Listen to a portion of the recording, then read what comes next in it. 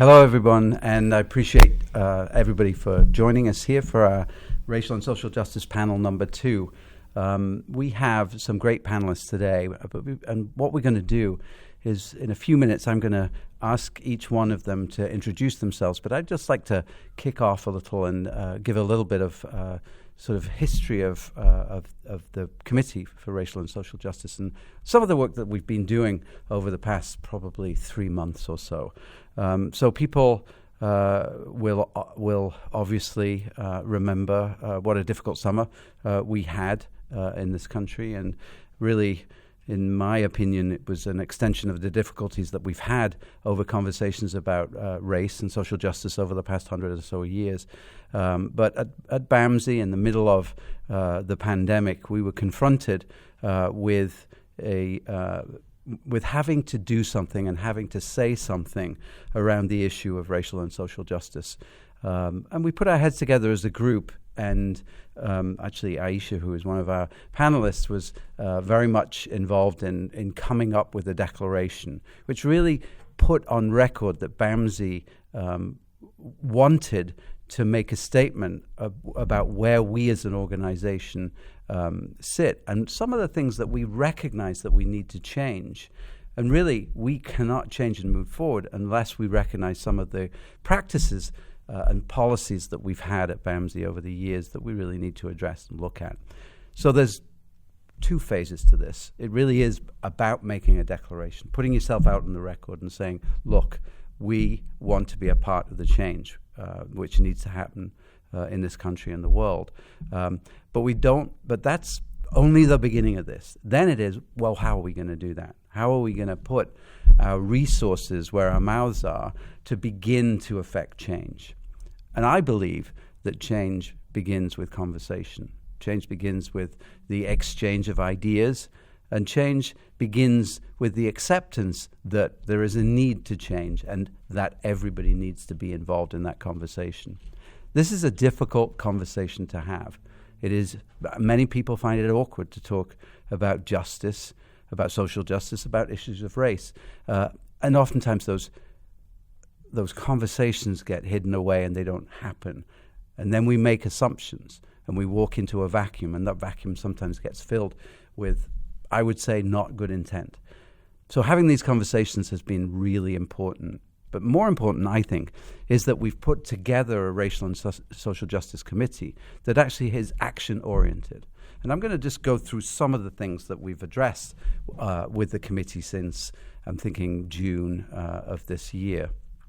And one of the things that we did was we said, well, let's have a look at the policies that we have that are long.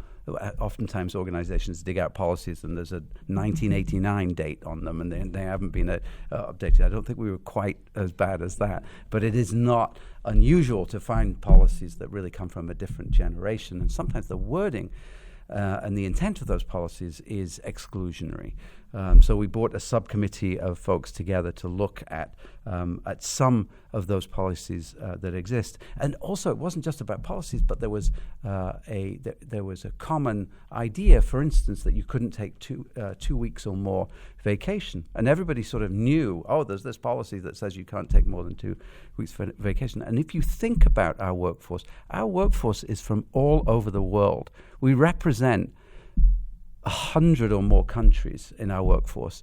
And the last time I checked, the world is kind of a big place. And sometimes to go home to see family takes longer than 2 weeks. So why did we have that? And we asked that question, and lo and behold, there was no policy. It's just that everybody thought there was a policy. So we unwrote the non-written policy, if you like, which is difficult to do. But we pushed that out, and we said, that's time for change. Let's sort of lift that. But then we began to look at bereavement policies, other time off policies, and looked at holidays, and we looked at the wording of those, and we've made many of those changes now. Aisha, help me. I think we've done 8. Yeah, 8. Yeah, those are, and now with HR, and that because we need to make sure that we're regulatory, we're in the right place. We did, and so we're waiting to see what that language comes back. For instance, bereavement, we changed the bereavement policy because we thought that there was a judgmental piece to proximity of a relationship to a loved one, which is none of our business. So, 4 days for this, 2 days for that. Yeah, there was like an implicit bias, we thought, in terms of family members. As Peter said, this family member would get 4 days, but that family member would only get 2 days. Right. And really that's something we felt should be looked at within a family. Right. So Right. we'll see what HR says. Yeah, but I think what we've decided to do is take that on and look at a number of policies every month, because we selected those, but there's a whole bunch of them that need to be looked at. So again, a process by which we're affecting change. We also looked at representation on executive leadership of people of color, and we found that there is a inverse proportion of people of color in the direct care world as related to executive leadership. That can't be. We have to change that.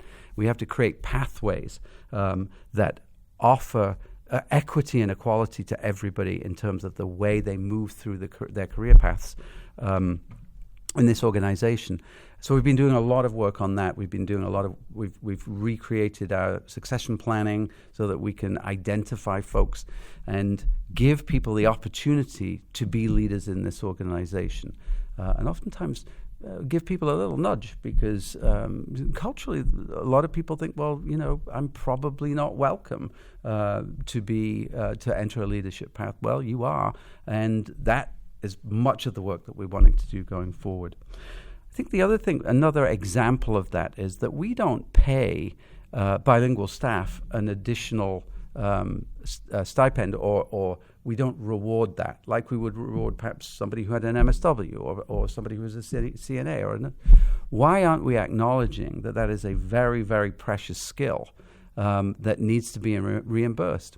We're doing that. We're addressing that as an issue, and I think that's important. And I think it's not unusual. I think most agencies just take it for granted that if somebody's bilingual, they'll just do the work without further reimbursement.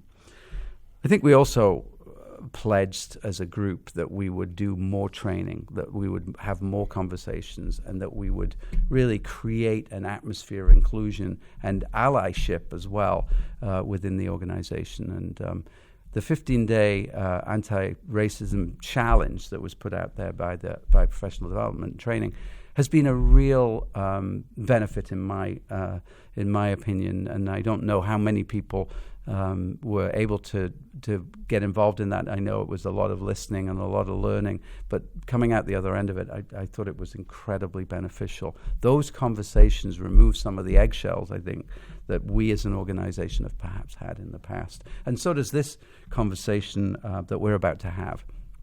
And I think the last time we met, and Aisha again was on the panel last time, I was so in awe of the bravery and the ability of that panel just to tell it like it is. And what we're looking to do is say, well, where are we? Because we need a baseline. Where are we in this discussion as an organization? And where are we in our community? And what are we doing with our community to make sure that we're putting our resources where we're saying? So I would like to ask the panel members to introduce themselves, say a little bit about themselves, about 5 minutes maybe per person, and talk a little bit about where you think this organization is and what journey we need to take to get to be a more equitable and just organization. So Jake, can I start with you?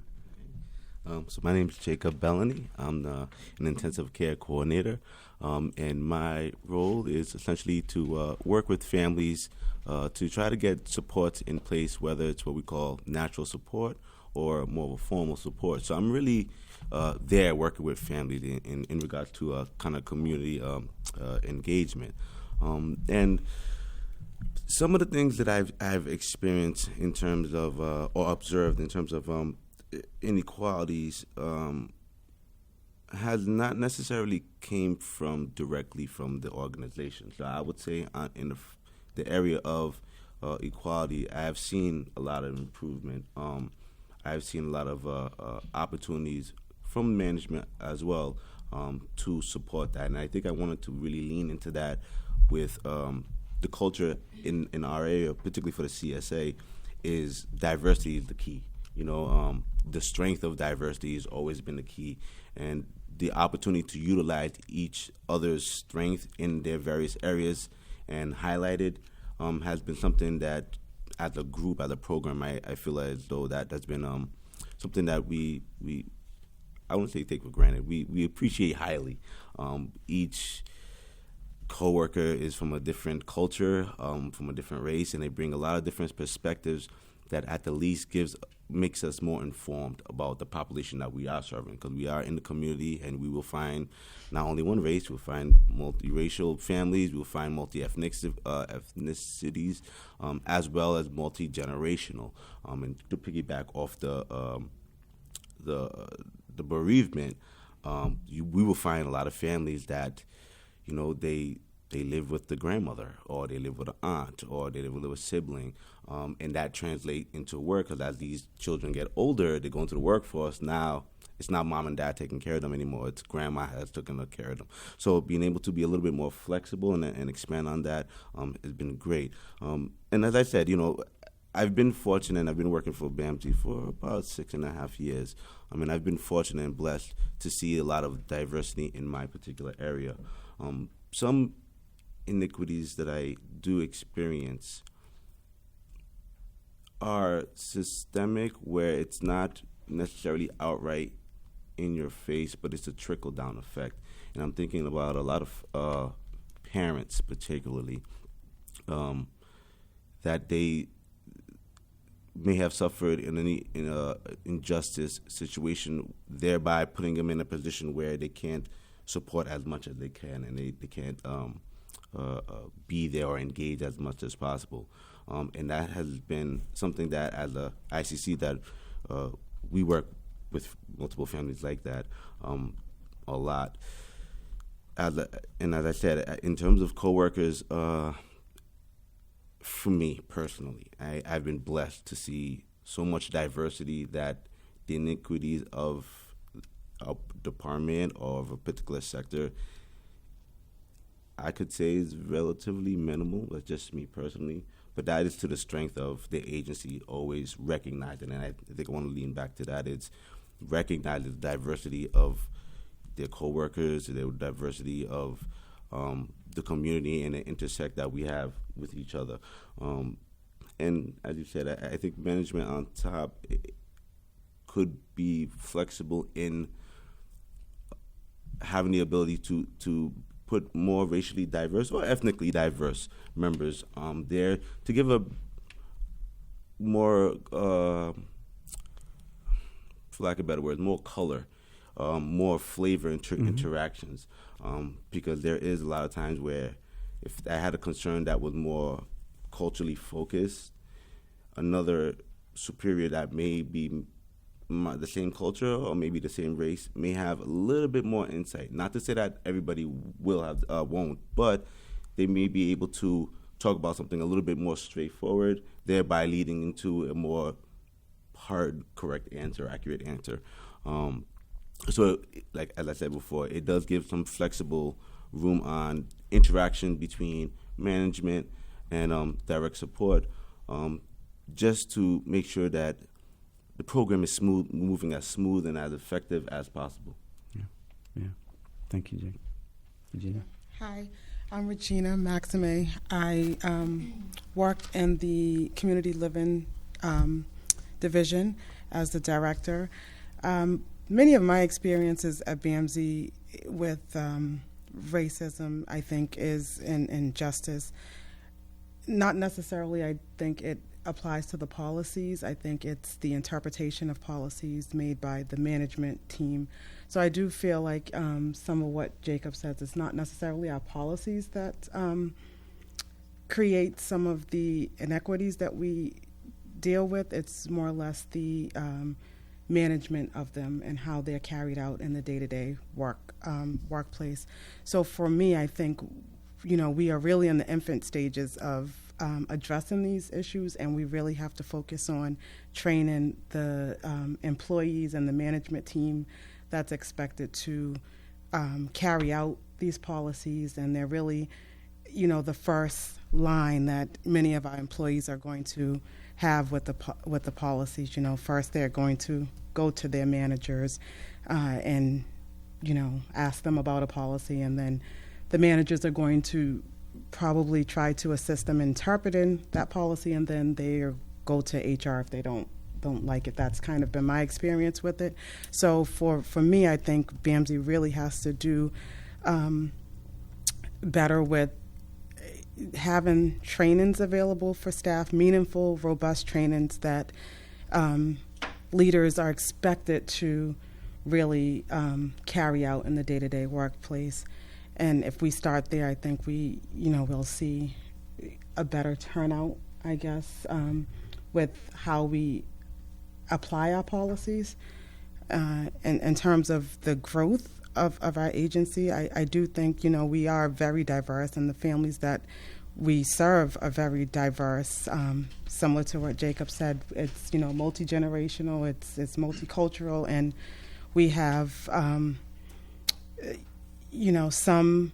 it's on the onus of the person, the manager or the director or the service coordinator to really get that training on how to work with them families themselves, rather than, the agency put in the effort into maybe working with the Asian family or Latino family, which, in Brockton area, you're more than likely to come across some of these families. But having that experience with working for them, I don't think, when I would have to really get those resources from a peer group outside of BAMSI. Thank you. Hi, my name is Kat Stewart. I'm a program director in the Behavioral Health and Community Services Department.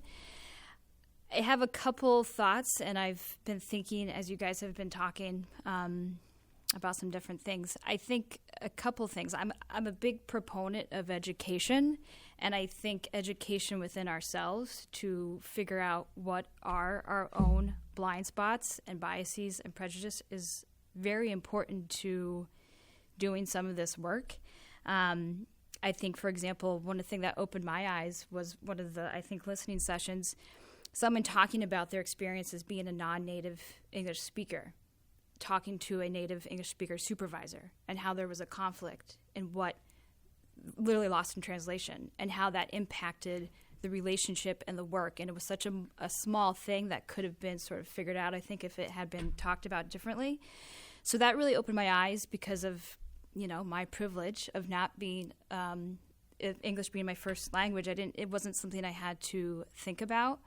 I think creating programs that help link people up to learn from each other, be a mentor to each other, be an ally to each other, can help people grow. And I think the more that people feel connected in the workplace, the better off. And as you guys were talking, I'm sitting here and I'm like, well, here I am, a white program director, right? And so what is my role in this to have to help people feel supported and know my own blind spots and educate myself, and how I can do better and learn more, I think is huge. And I wonder how often that is missed, again, as a white program director. And I think I have a pretty good understanding of communities and families and, culturally what they go through and all those kind of things. But I had to think, do I miss opportunities of people that sit right next to me that I don't understand or I don't sort of even think about, because I'm just like, well, I just work with them, so it is what it is. So already, this is sort of, opening things up. And I think if we can be more open with this kind of thought process and be open with ourselves, it's I think good will come from it. Thank you. Aisha. Thank you. Hi, my name is Aisha Bani, and I'm the Senior Vice President for Behavioral Health and Community Services at BAMSI. And I feel incredibly, honored to take part in these conversations, because I think they are so important to the work that we do. It is important to us collaborating as team, and it is important to the bigger picture in terms of what is happening in the world around us and in our communities. There's a few things I want to speak to. When I first started here 17 years ago, I was moving from one state to Massachusetts, and I was looking at two places to work, BAMSI and another organization. And in the end, there were two things that drew me to BAMSI. Thank goodness. The first was proximity to where I lived. I had small children, toddlers, and I wanted to be close in case of an emergency. But then the other thing was the fact that at the time, BAMSI had a written plan on diversity and a pathway to leadership for people of color who were working in the organization, but also goals for bringing in diverse members to the organization. And that was something that just really stood out for me that I had not seen at any other place that I had worked at the time. I'm glad that I did that because I've been very happy here at BAMSI. But since I've been at BAMSI, I think this is an issue or a topic that we've looked at here, there, and over here. It's not something that we've maintained a focus on. I don't think we've always had our eye on this or kept a steady eye on this. I am impressed and encouraged because we have really been going at this since summer. And I think the energy and the passion for this topic is really starting to catch on across the organization, and I think that's thanks to the work group that we've established. I think that is thanks to the declaration that the team put together, and I think that's thanks to the learning and listening sessions that we've been having. I've been really impressed. There's been some great conversation and dialogue coming out of those on both sides, and I think that's healthy and that's good. One of the very first listening sessions we did was within behavioral health and community services, and I think, Peter, you had joined us for a few minutes that morning. And, you know, I don't want to put you on the spot, Kat, but really I was incredibly moved by some of Kat's comments. And I think it's important to say that and acknowledge that because these conversations have caused all of us to take risks that we normally would not have.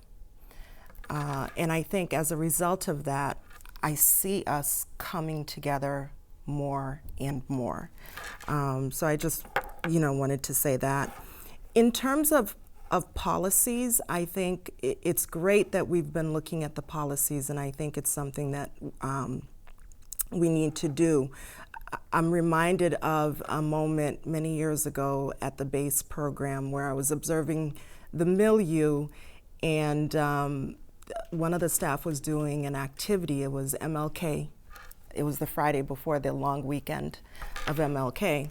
And we were doing an activity, and I was observing, and one of the questions during the activity was, why do we celebrate Martin Luther King Day, or what is the purpose for Martin Luther King Day, something like that. And I remember one of the kids raising their hands and saying, well, it's the reason you work here.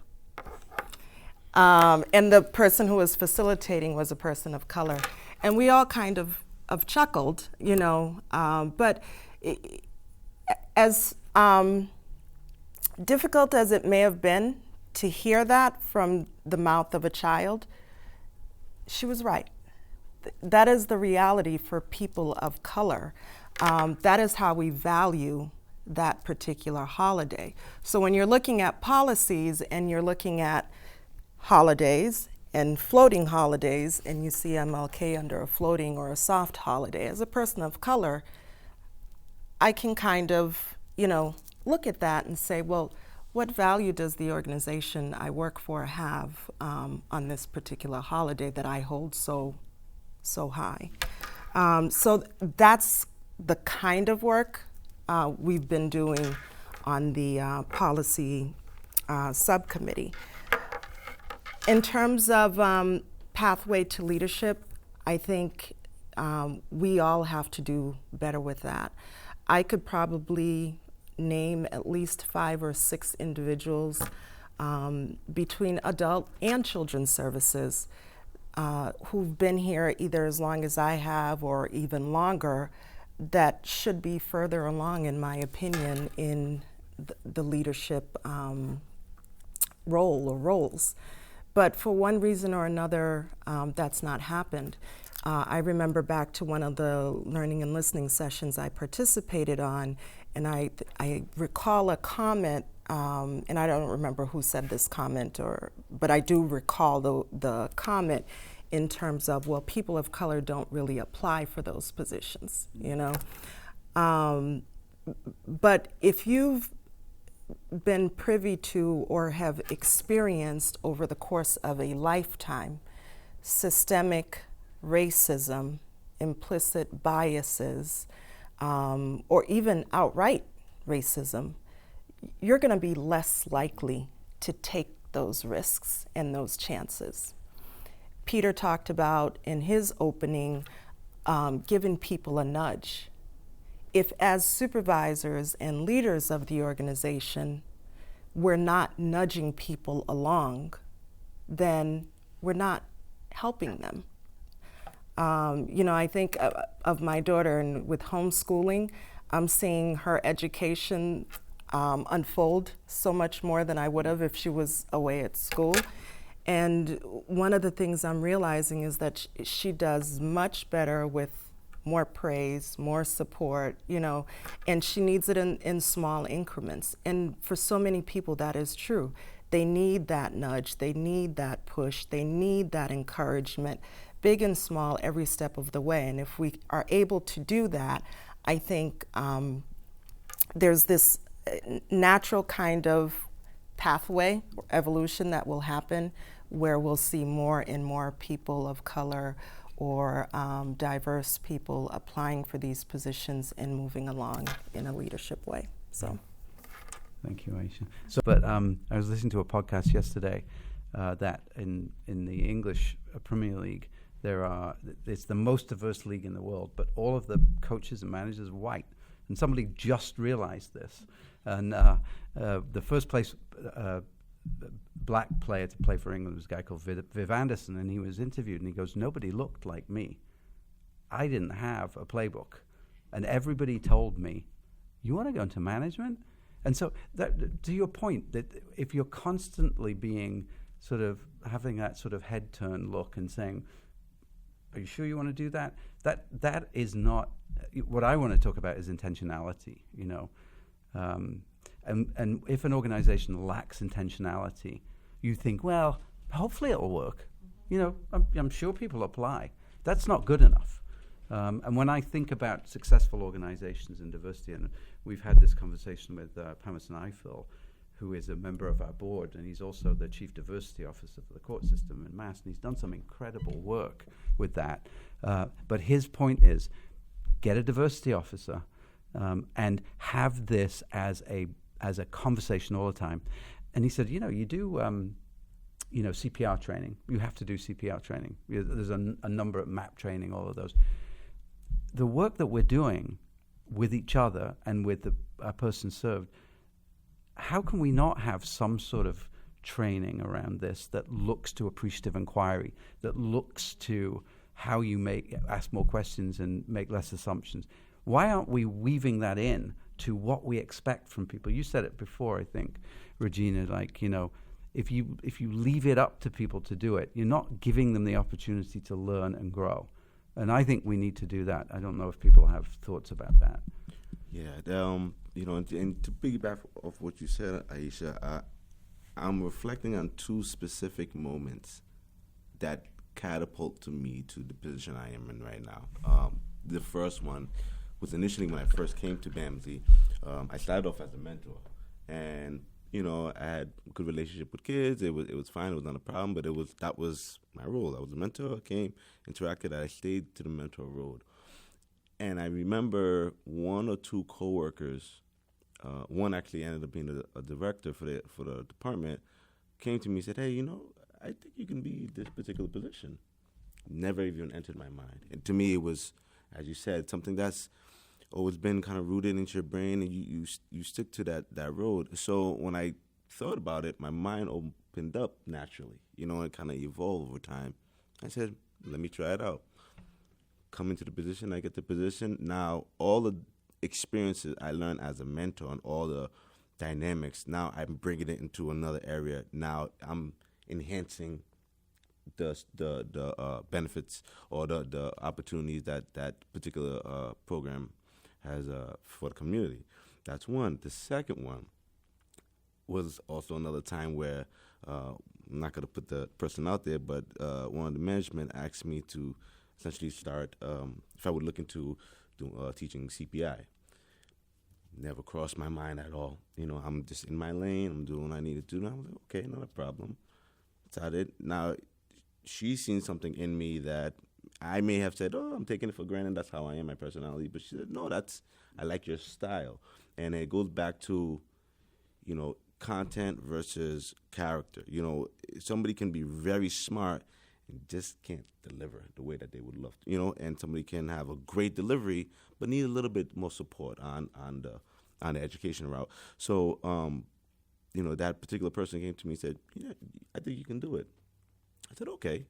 I tried it, and I thought I was pretty good at it. I was pretty diverse, and what it did is it got me naturally to come to 10 Christie's. So now while I'm at 10 Christie's, I'm looking at other departments and I'm looking at other leadership, and now my mind is starting to naturally open more to open doors. So, okay, if I can do this, maybe I can do this position. And then naturally, and as you said, if it wasn't for that initial nudge to get me moving, I may have been still a mentor. We don't know. So that's something that, as you mentioned before, and Aisha alluded to, sometimes it does take that, you know what, I'm gonna give you a chance. I think there's something there that nobody else sees, and I can see, and I'm gonna pull you in for that. And it definitely, as I said, over time it emboldens whatever department or sector to be more effective because now they have more tools in their toolbox. So for me as a ICC, I naturally bring the mentor role. So if I need to talk to a particular youth, I could talk to them as easy as a mentor. I could now the department as a whole has another tool that they can use for the community. But as I said, it does take that sometimes a subtle nudge, sometimes it's a little bit of, I think you should go for that, straightforward, and you have it, go for it, in that encouragement, straightforward. Yeah, I mean, I think, when we talk about implicit bias, it's a really important question to have. And there's no question that, typically people encourage people who look like them. So if you have a more diverse mix of people in leadership, those conversations are easier to have and they're easy to hear, I think. Regina? While Aisha was talking, and you as well, Peter, I was reminded, for you were talking about where we are in the agency and dealing with racial, social justice. And Aisha talked about risk and, every time we have this conversation, it's a risk that we take. And I can remember, back in the summer when the riots were going on with George Floyd, and it was, very prevalent in the news. And we were also battling COVID. So that was kind of high on the agency's radar, and we were just starting to kind of come out of COVID, and, George Floyd was the new, hot topic, I guess. And I can recall it was, a Friday, and I was in one of my programs, and, in the residential setting, we have a mix of individuals, and it's on TV, and you kind of want to censor it for the person served because it can stir up some emotions, can also stir up conversations that we really don't want to. And I remember thinking, boy, I want to censor this, but I don't know how to censor this. And I reached out to Jill Conlon, who is my supervisor, and I was like, I want to guide my managers on how they need to really supervise this and have this conversation, but I don't really know where to start. I don't know how to handle this conversation in the workplace, especially at home. It's pretty simple. We talk openly, but in the workplace, you're dealing with a lot of different avenues. So I was like, I drafted this email and I was going to send it out. press delete. I said, no, I'm not going to do that. Yeah. You know, and, Yeah. you know, days later, I reached out. Actually, we were in another meeting. At the end of the meeting, again, really hesitant on bringing it out because it's a risk that you're taking. And I mean, I don't know about, I don't want to speak for you and Jacob, Regina, but for me, the reality is I don't want to be the black person always talking about race. You know, and I think so many of us think that way. We've been trained to think that way, and our experiences have us thinking that way. You know? I think I would agree. I mean, you have to, I've been trained to think it's invisible. Race is invisible, and, you know, don't bring it up. So when I did bring it up, and, you know, it was at the end of the conversation, and we ran out of time. But Jill, you know, came back to me. She followed up with me, and she was really good about being mindful and wanting to address the conversation. And I can remember the only people I could think about was Aisha and Beverly. I was like, I don't know, maybe they can help me, just knowing that, you know, they share the same race as me and maybe some of the same feelings. So, you know, when Aisha talks about risk, it was, I really felt that, and I was really vulnerable, and I didn't want to do it. And then, you know, as far as where we are today, that was such a short time ago, and we've really come so far. So I do think that this committee has done a lot of work. And to Pamela, I can't remember his last name. Pampson. To his point in having a diversity officer, I definitely agree that we need something in that realm where, you know, there's people trained to handle these conversations, or even, you know, someone like myself, you know, bring a question that I have to that person, and not so it doesn't have to be Jill who I'm deferring to. So I definitely think we would benefit as an agency from something like that. I agree. I think the more that we can teach people how to have these conversations and get comfortable with being uncomfortable is going to be really important. And again, I'm like, gosh, would I feel that there was a risk in me talking about that? I don't know. And that in itself is so interesting to me, right? And so I think just creating these moments that we can like share our experiences and have a place or a meeting or whatever it may, or training to discuss these things. And you know, I think if you brought that to me, I don't know how I would have responded. I probably would have been like, is that the right thing to say? I don't know. But if I had some feeling of like I have something grounded that I can kind of go back to and feel comfortable having a conversation, I think would be really important, you know. I think the declaration was an important moment as well, because you can't have a vacuum in an organization. And I was just, when you were talking, Jacob, I wrote, what's the norm? And if the norm is we don't have those conversations, we make those assumptions, we go into our corners. You know, it's a little bit like grief. You know, oftentimes we don't know what to say to somebody who's lost. But if you don't say anything, you've missed an opportunity. Even if you stumble over it and you feel like it didn't come out, it's a nice thing to say. It's being intentional. It's about creating a norm where conversations like this are okay. And you mentioned it right at the beginning, I think, Kat, that look, what does this organization stand for? Right. Oh, look at that declaration. It says we have deficits that we want to fix. We're not perfect. We're never going to be perfect, but we strive to be an agency that we can actually say and be content about saying there is equality and equity here. There are still problems, but we're rooting them out. And this is a lifetime journey. And I hear that. I hear that idea of creating a place where people have conversations. And the more you get to know human beings, the more alike we are in our emotional responses to things, in all of those things. And that's what comes out with this idea of spending time with us and feeling comfortable in having those conversations and being supportive. The allyship thing, I think, that you started with was very important about it shouldn't just be people of color who the ones who have to trudge up every time and go, can I just point out here? It should be everybody. It is everybody's responsibility to do that. And to be aware of microaggressions and not for people just to go, it's another microaggression. It's up to us to confront those. And I went to see a wonderful speech about the difference between co-combatants and allyship. And it was in Vermont, actually, which actually is the most undiverse state. But it was great. But whoever gave the speech, said, don't let it be me who says this. Let it be you. Yeah. And accept there's a risk for doing that. It's not without peril for anybody to stand up. But that's the courage that makes us who we are in an agency like this, if you ask me.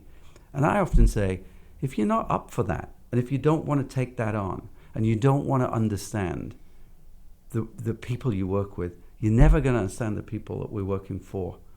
And we have to do that. And that's where this conversation has so much richness. I would agree. I know for me personally,